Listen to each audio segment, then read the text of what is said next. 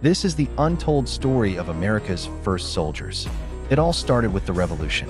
When the British came to America in 1776, they found themselves at war with a group of farmers.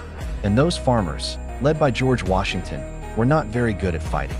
They lost almost every battle they were in. But they did have one thing the British did not: a navy.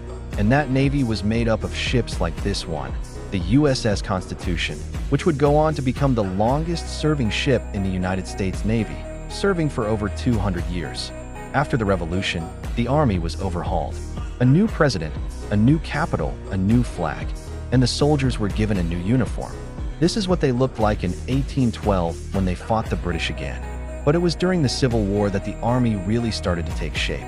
For the first time, soldiers were organized into divisions and given numbers. This is what they looked like in 1861.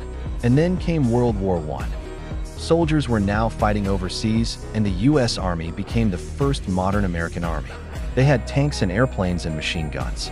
And after 2 years of fighting, they emerged victorious. But the real test came after World War II. The U.S.